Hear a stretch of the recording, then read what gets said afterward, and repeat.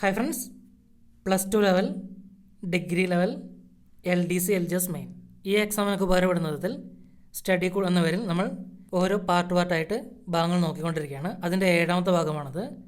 ഈ ഭാഗം നമ്മൾ നോക്കുന്നത് ഇന്ത്യയുടെ സാമ്പത്തിക രംഗം. ഈ രംഗത്ത് വരുന്ന പ്രധാനപ്പെട്ട പോയിന്റുകളും അവയുടെ ഉത്തരങ്ങളുമാണ് ഈ ഒരു വീഡിയോയിൽ കൂടി നോക്കുന്നത്. നമുക്ക് നോക്കാം. ഒരു രാജ്യത്തിൻ്റെ ഒരു വർഷത്തെ മൊത്ത വരുമാനം അറിയപ്പെടുന്നത് ദേശീയ വരുമാനം. ഒരു രാജ്യത്തിൻ്റെ ഒരു വർഷത്തെ മൊത്ത വരുമാനം അറിയപ്പെടുന്നത് ദേശീയ വരുമാനം എന്നാണ്.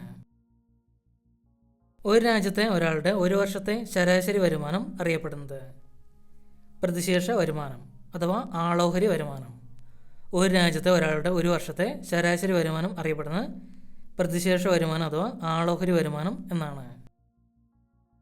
ഒരു രാജ്യത്ത് ഒരു വർഷം ഉൽപ്പാദിപ്പിക്കുന്ന എല്ലാ അന്തിമ സാധനങ്ങളുടെയും സേവനങ്ങളുടെയും ആകെ പണമൂല്യം മൊത്ത ദേശീയ ഉൽപ്പന്നം ഗ്രോസ് നാഷണൽ പ്രൊഡക്റ്റ്.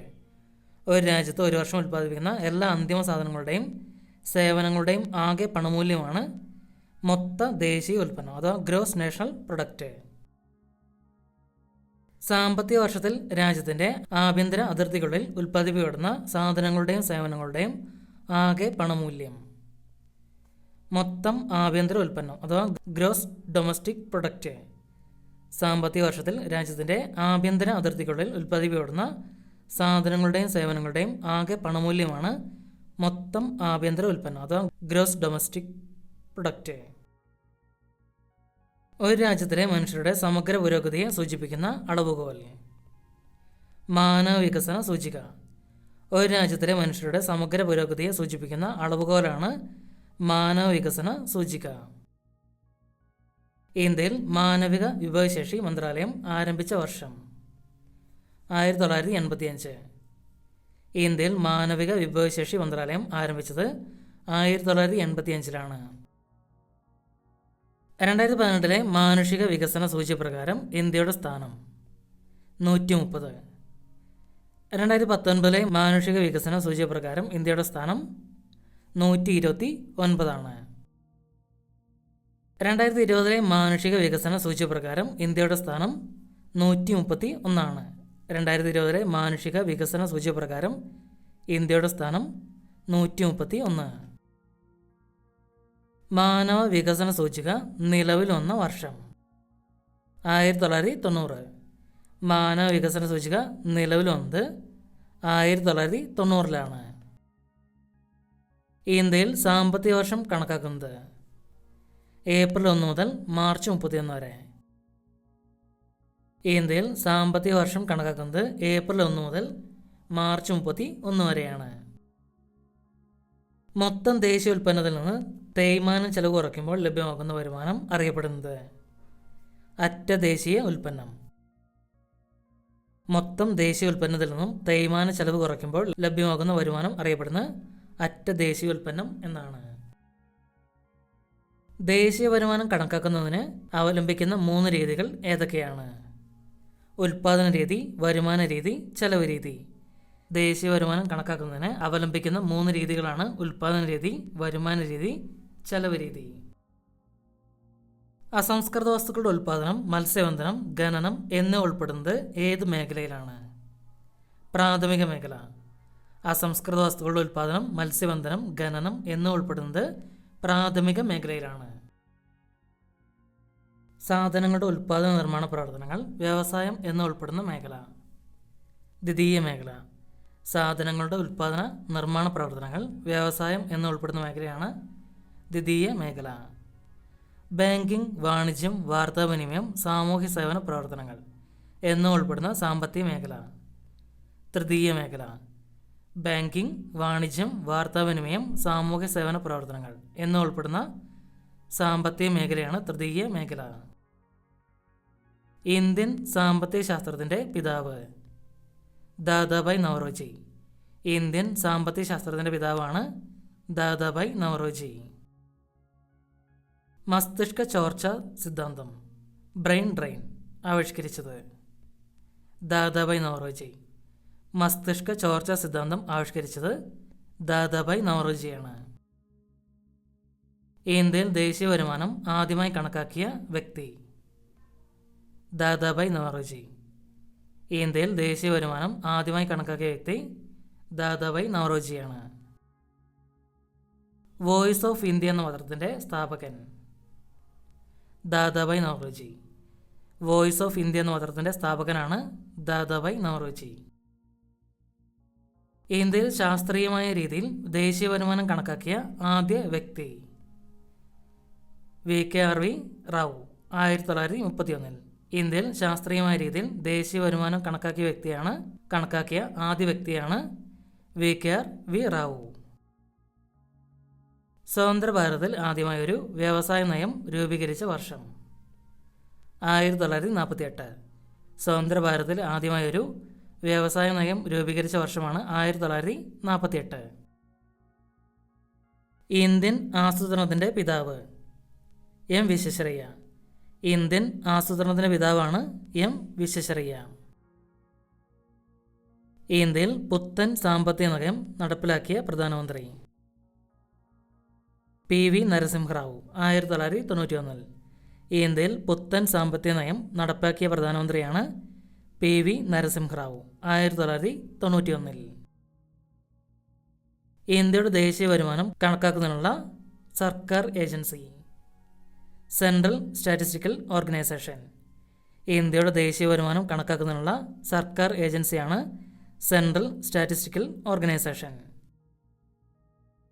ഇന്ത്യയുടെ സാമ്പത്തിക തലസ്ഥാനം എന്നറിയപ്പെടുന്നത് മുംബൈ. ഇന്ത്യയുടെ സാമ്പത്തിക തലസ്ഥാനം എന്നറിയപ്പെടുന്നത് മുംബൈയാണ്.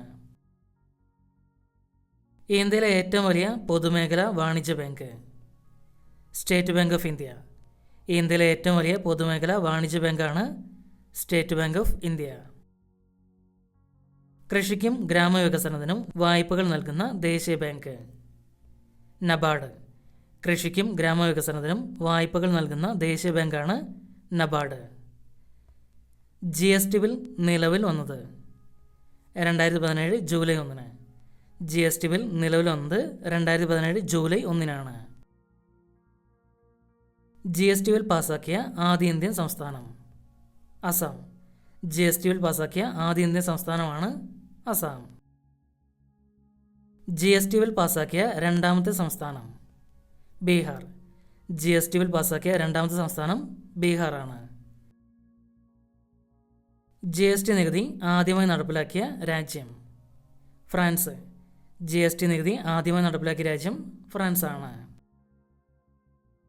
നികുതി ചുമത്തപ്പെടുന്ന ആൾ നേരിട്ട് നൽകുന്ന നികുതി ഏതാണ്? പ്രത്യക്ഷ നികുതി. നികുതി ചുമത്തപ്പെടുന്ന ആൾ നേരിട്ട് നൽകുന്ന നികുതിയാണ് പ്രത്യക്ഷ നികുതി. പ്രത്യക്ഷ നികുതിക്ക് ഉദാഹരണങ്ങൾ ഏതൊക്കെയാണ്? ആദായ നികുതി, ഭൂനികുതി, പരസ്യനികുതി, കോർപ്പറേഷൻ നികുതി. പ്രത്യക്ഷ നികുതിക്ക് ഉദാഹരണങ്ങളാണ് ആദായ നികുതി, ഭൂനികുതി, പരസ്യ നികുതി, കോർപ്പറേഷൻ നികുതി. സാമ്പത്തിക ശാസ്ത്രവുമായി ബന്ധപ്പെട്ട ട്രസ്റ്റിഷിപ്പ് എന്ന ആശയം ഇന്ത്യയിൽ അവതരിപ്പിച്ച വ്യക്തി ആരാണ്? ഗാന്ധിജി. സാമ്പത്തിക ശാസ്ത്രവുമായി ബന്ധപ്പെട്ട ട്രസ്റ്റിഷിപ്പ് എന്ന ആശയം ഇന്ത്യയിൽ അവതരിപ്പിച്ച വ്യക്തി ഗാന്ധിജിയാണ്. ഗാന്ധിജി ട്രസ്റ്റിഷിപ്പ് എന്ന ആശയത്തിലൂടെ മുന്നോട്ട് വച്ചത് എന്താണ്? സത്യത്തിലും അഹിംസയിലും അധിഷ്ഠിതമായ ഒരു സമ്പദ് വ്യവസ്ഥയാണ് ട്രസ്റ്റിഷിപ്പ് എന്നതിലൂടെ ഗാന്ധിജി ലക്ഷ്യമിട്ടത്. ജവഹർലാൽ നെഹ്റുവിൻ്റെ അധ്യക്ഷതയിൽ ദേശീയ ആസൂത്രണ കമ്മിറ്റി നിലവിൽ വന്ന വർഷം 1938. ജവഹർലാൽ നെഹ്റുവിൻ്റെ അധ്യക്ഷതയിൽ ദേശീയ ആസൂത്രണ കമ്മിറ്റി നിലവിൽ വന്ന വർഷം 1938. പ്രത്യക്ഷമായോ പരോക്ഷമായോ ഉള്ള നികുതിക്ക് പുറമെ ചുമത്തുന്ന അധിക നികുതി അറിയപ്പെടുന്ന പേര് സർചാർജ്. പ്രത്യക്ഷമായോ പരോക്ഷമായോ ഉള്ള നികുതിക്ക് പുറമെ ചുമത്തുന്ന അധിക നികുതി അറിയപ്പെടുന്ന പേരാണ് സർചാർജ്. സർക്കാർ ചില പ്രത്യേക ആവശ്യങ്ങൾക്കായി ചുമത്തുന്ന അധിക നികുതി അറിയപ്പെടുന്ന പേര് സെസ്. സർക്കാർ ചില പ്രത്യേക ആവശ്യങ്ങൾക്കായി ചുമത്തുന്ന അധിക നികുതി അറിയപ്പെടുന്ന പേരാണ് സെസ്.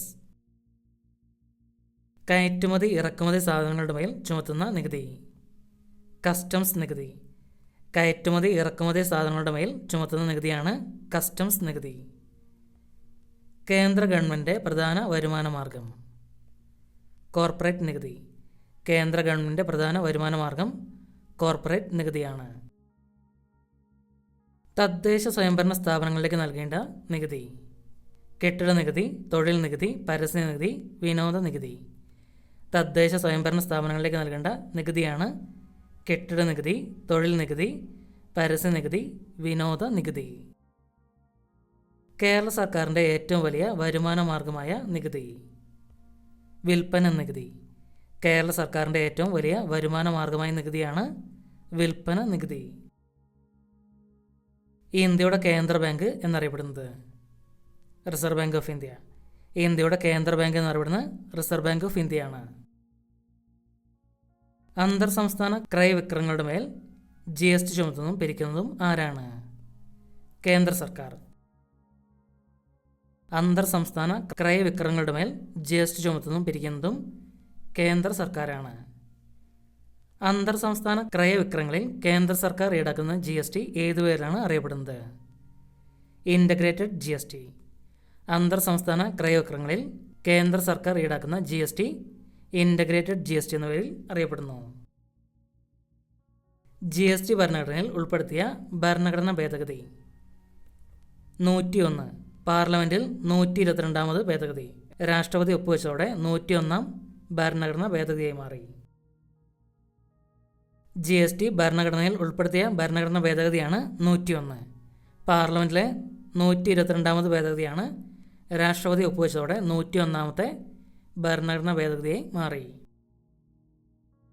ഇന്ത്യൻ ബാങ്കിംഗ് മേഖലയെക്കുറിച്ച് പഠിക്കാൻ നിയോഗിക്കപ്പെട്ട committee. Narasimham committee. Indian banking മേഖലയെക്കുറിച്ച് പഠിക്കാൻ നിയോഗിക്കപ്പെട്ട കമ്മിറ്റിയാണ് നരസിംഹം കമ്മിറ്റി.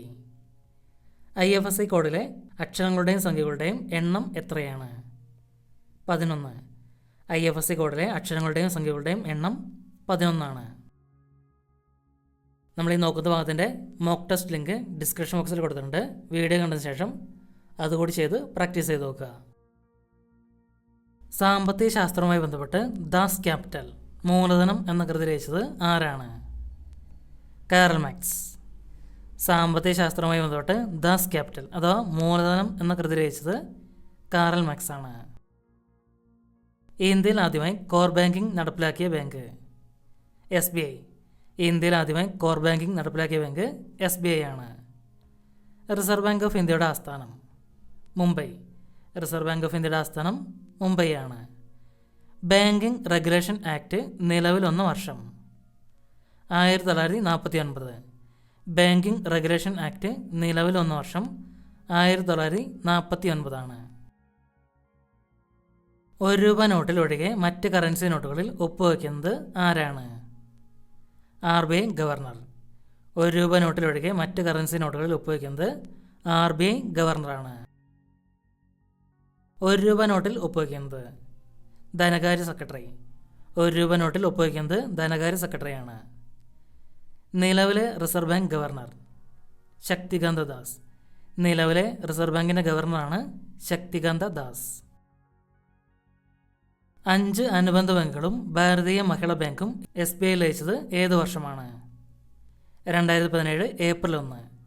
5 അനുബന്ധ ബാങ്കുകളും ഭാരതീയ മഹിളാ ബാങ്കും SBI ലയിച്ചത് 2017 ഏപ്രിൽ 1. ആദ്യമായി ബാങ്കുകൾ ദേശസാൽക്കരിക്കപ്പെട്ട വർഷം 1969 ജൂലൈ 19. ആദ്യമായി ബാങ്കുകൾ ദേശസാൽക്കരിക്കപ്പെട്ടത് 1969 ജൂലൈ 19. ഇന്ത്യയിൽ 1969 ദേശസാൽക്കരിക്കപ്പെട്ട ബാങ്കുകളുടെ എണ്ണം 14. ഇന്ത്യയിൽ 1969 ദേശസാൽക്കരിക്കപ്പെട്ട ബാങ്കുകളുടെ എണ്ണം 14. ഇന്ത്യയിൽ ബാങ്ക് ദേശസാൽക്കരണം നടക്കുമ്പോൾ ഇന്ത്യൻ പ്രധാനമന്ത്രി ആരായിരുന്നു? ഇന്ദിരാഗാന്ധി. ഇന്ത്യയിൽ ബാങ്ക് ദേശസാൽക്കരണം നടക്കുമ്പോൾ ഇന്ത്യൻ പ്രധാനമന്ത്രി ഇന്ദിരാഗാന്ധിയായിരുന്നു. 1ാം ഘട്ട ബാങ്ക് ദേശസാൽക്കരണം നടക്കുമ്പോഴുള്ള ഇന്ത്യൻ രാഷ്ട്രപതി ആരായിരുന്നു? VV ഗിരി. 1ാം ഘട്ട ബാങ്ക് ദേശസാൽക്കരണം നടക്കുമ്പോഴുള്ള ഇന്ത്യൻ രാഷ്ട്രപതി VV ഗിരിയായിരുന്നു. 2ാം ഘട്ട ബാങ്ക് ദേശസാൽക്കരണം നടന്ന വർഷം 1980. 2ാം ഘട്ട ബാങ്ക് ദേശസാൽക്കരണം നടന്നത് 1980. 2ാം ഘട്ട ബാങ്ക് ദേശസാൽക്കരണം നടക്കുമ്പോൾ ഇന്ത്യൻ പ്രധാനമന്ത്രി ഇന്ദിരാഗാന്ധി. രണ്ടാം ഘട്ട ബാങ്ക് ദേശസാൽക്കരണം നടക്കുമ്പോൾ ഇന്ത്യൻ പ്രധാനമന്ത്രി ഇന്ദിരാഗാന്ധിയായിരുന്നു. രണ്ടാം ഘട്ട ബാങ്ക് ദേശസാൽക്കരണം നടക്കുമ്പോൾ ഇന്ത്യൻ രാഷ്ട്രപതി നീലം സഞ്ജീവ റെഡ്ഡി. രണ്ടാം ഘട്ട ബാങ്ക് ദേശസാൽക്കരണം നടക്കുമ്പോൾ ഇന്ത്യൻ രാഷ്ട്രപതി നീലം സഞ്ജീവ റെഡ്ഡിയായിരുന്നു. 1980 ദേശസാൽക്കരിക്കപ്പെട്ട ബാങ്കുകളുടെ എണ്ണം 6. 1980 ദേശസാൽക്കരിക്കപ്പെട്ട ബാങ്കുകളുടെ എണ്ണം 6 ആണ്. 2020 ഏപ്രിലിൽ 10 പൊതുമേഖലാ ബാങ്കുകൾ ലയിച്ച് എത്ര ബാങ്കുകളായി മാറി?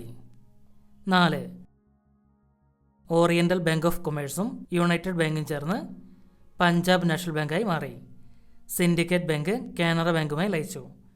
ആന്ധ്ര ബാങ്കും കോർപ്പറേഷൻ ബാങ്കും യൂണിയൻ ബാങ്ക് ഓഫ് ഇന്ത്യയായി മാറി. അലഹബാദ് ബാങ്ക് ഇന്ത്യൻ ബാങ്കിൽ ലയിച്ചു. ഒരു സാമ്പത്തിക വർഷത്തിൽ ഗവൺമെൻറ് നടത്തുന്ന വരവ് ചെലവുകളെക്കുറിച്ചുള്ള വാർഷിക സാമ്പത്തിക പ്രസ്താവനയെ പറയുന്ന പേര്? ബഡ്ജറ്റ്. ഒരു സാമ്പത്തിക വർഷത്തിൽ ഗവൺമെൻറ് നടത്തുന്ന വരവ് ചെലവുകളെക്കുറിച്ചുള്ള വാർഷിക സാമ്പത്തിക പ്രസ്താവനയെ പറയുന്ന പേരാണ് budget. Budget article 112. Budget article 112 general ബഡ്ജറ്റിൻ്റെ പിതാവായി അറിയപ്പെടുന്നത്? PC മെഹൽനോബിസ്. ജനറൽ ബഡ്ജറ്റിൻ്റെ പിതാവായി അറിയപ്പെടുന്ന PC മെഹൽനോബിസ് ആണ്. ഇന്ത്യൻ ഭരണഘടനയിൽ ബഡ്ജറ്റ് എന്ന പദത്തിന് പകരമായി ആർട്ടിക്കിൾ 112 ഉപയോഗിച്ചിരിക്കുന്ന പദം? വാർഷിക സാമ്പത്തിക പ്രസ്താവന, ആനുവൽ ഫിനാൻഷ്യൽ സ്റ്റേറ്റ്മെൻറ്റ്. ഇന്ത്യൻ ഭരണഘടനയിൽ ബഡ്ജറ്റ് എന്ന പദത്തിന് പകരമായി ആർട്ടിക്കിൾ 112 ഉപയോഗിച്ചിരിക്കുന്ന പദം വാർഷിക സാമ്പത്തിക പ്രസ്താവന എന്നാണ്. ഇന്ത്യയിൽ ബഡ്ജറ്റ് അവതരിപ്പിച്ച ആദ്യ ധനകാര്യമന്ത്രി? James Wilson. 1860. ഇന്ത്യയിൽ ബഡ്ജറ്റ് അവതരിപ്പിച്ച ആദ്യ ധനകാര്യമന്ത്രി ജെയിംസ് വിൽസണാണ്. 1860. ബഡ്ജറ്റ് അവതരിപ്പിച്ച ആദ്യ വനിത? ഇന്ദിരാഗാന്ധി. 1970. ധനവകുപ്പ് കൂടി കൈകാര്യം ചെയ്യുന്ന ഇന്ത്യൻ പ്രധാനമന്ത്രിയായിരുന്നു ഇന്ദിരാഗാന്ധി. അപ്പോൾ ബഡ്ജറ്റ് അവതരിപ്പിച്ച ആദ്യ വനിതയാണ് ഇന്ദിരാഗാന്ധി. പാർലമെൻറ്റിൽ ഏറ്റവും കൂടുതൽ ബഡ്ജറ്റുകൾ അവതരിപ്പിച്ച ധനകാര്യമന്ത്രി? മൊറാർജി ദേശായി. 10 പ്രാവശ്യം. ഇന്ത്യൻ രാഷ്ട്രപതി പദവിയിലെത്തിയ ആദ്യ ധനകാര്യമന്ത്രി? R. വെങ്കിട്ടരാമൻ. ഏറ്റവും കൂടുതൽ തവണ തുടർച്ചയായി ബഡ്ജറ്റ് അവതരിപ്പിച്ച വ്യക്തി? CD ദേശ്മുഖ്. 7 തവണ. ബഡ്ജറ്റ് അവതരിപ്പിച്ച രണ്ടാമത്തെ വനിത? നിർമ്മല സീതാരാമൻ. ഇന്ത്യയിലെ ആദ്യത്തെ മുഴുവൻ സമയ വനിതാ ധനമന്ത്രി ആരാണ്? നിർമ്മല സീതാരാമൻ. സ്വതന്ത്ര ഇന്ത്യയിലെ ആദ്യത്തെ ബഡ്ജറ്റ് അവതരിപ്പിച്ചത്? R. K. Shanmukham Chetty. 1947 November 26. India republic ആയതിനു ശേഷം ആദ്യമായി ബഡ്ജറ്റ് അവതരിപ്പിച്ചത്? ജോൺ മത്തായി. 1950 ഫെബ്രുവരി 28. ഇടക്കാല ബഡ്ജറ്റ് അവതരിപ്പിച്ച ആദ്യ ധനകാര്യ മന്ത്രി? CD ദേശ്മുഖ്. 1951-52. റെയിൽവേ ബജറ്റ് പൊതു ബജറ്റിൻ്റെ ഭാഗമായി മാറിയത്? 2017. റെയിൽവേ ബജറ്റ് പൊതു ബജറ്റിൻ്റെ ഭാഗമായി മാറിയത് 2017. ജനറൽ ബഡ്ജറ്റും റെയിൽവേ ബഡ്ജറ്റും തമ്മിൽ ലയിക്കാൻ ശുപാർശ നൽകിയ committee? Vivek Debroy committee. General ബഡ്ജറ്റും റെയിൽവേ ബഡ്ജറ്റും തമ്മിൽ ലയിക്കാൻ ശുപാർശ നൽകിയ കമ്മിറ്റിയാണ് വിവേക് ദിബ്രോയ് കമ്മിറ്റി. ഇന്ത്യയുടെ ആദ്യത്തെ റെയിൽവേ മന്ത്രി അല്ലെങ്കിൽ ഇന്ത്യയുടെ റെയിൽവേ മന്ത്രിയായ ആദ്യ മലയാളി? ജോൺ മത്തായി. ഇന്ത്യയുടെ ആദ്യ റെയിൽവേ മന്ത്രി അല്ലെങ്കിൽ ഇന്ത്യയുടെ റെയിൽവേ മന്ത്രിയായ ആദ്യ മലയാളിയാണ് ജോൺ മത്തായി. ഏറ്റവും കൂടുതൽ തവണ റെയിൽവേ ബഡ്ജറ്റ് അവതരിപ്പിച്ച മന്ത്രി? ജഗ്ജീവൻ റാം. റെയിൽവേ മന്ത്രിയായ ആദ്യത്തെ വനിത? മമത ബാനർജി.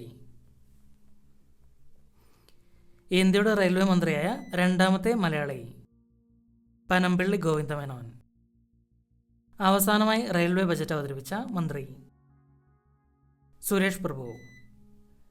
കേരളത്തിൽ ആദ്യമായി ബഡ്ജറ്റ് അവതരിപ്പിച്ചത്? C. അച്യുതമേനോൻ. 1950 ജൂൺ 7. കേരളത്തിലെ ഏറ്റവും കൂടുതൽ ബഡ്ജറ്റുകൾ അവതരിപ്പിച്ചത്? KM മാണി. കേരളത്തിൽ ഏറ്റവും ദൈർഘ്യമേറിയ ബജറ്റ് അവതരിപ്പിച്ചത്? Thomas Isaac 2016. Plan economy for India എന്ന ഗ്രന്ഥത്തിൻ്റെ കർത്താവ് എം വിശ്വേശ്വരയ്യ. ഇന്ത്യയിൽ ആസൂത്രണ കമ്മീഷൻ നിലവിൽ വന്നത് 1950 മാർച്ച് 15. ഇന്ത്യൻ ആസൂത്രണ കമ്മീഷൻ ആദ്യ ഉപാധ്യക്ഷൻ ഗുൽസാരിലാൽ നന്ദ. പഞ്ചവത്സര പദ്ധതികൾ എന്ന ആശയം ഇന്ത്യ കടമെടുത്തിരിക്കുന്ന രാജ്യം സോവിയറ്റ് യൂണിയൻ. ഇന്ത്യയിൽ നിലവിലുള്ള ദേശസാൽകൃത ബാങ്കുകളുടെ എണ്ണം 12. ഈ ഭാഗത്തിന് മോക്ക് ടെസ്റ്റ് ലിങ്ക് ഡിസ്ക്രിപ്ഷൻ ബോക്സിൽ കൊടുത്തിട്ടുണ്ട്. ക്ലിക്ക് ചെയ്ത് പ്രാക്ടീസ് ചെയ്ത് നോക്കുക.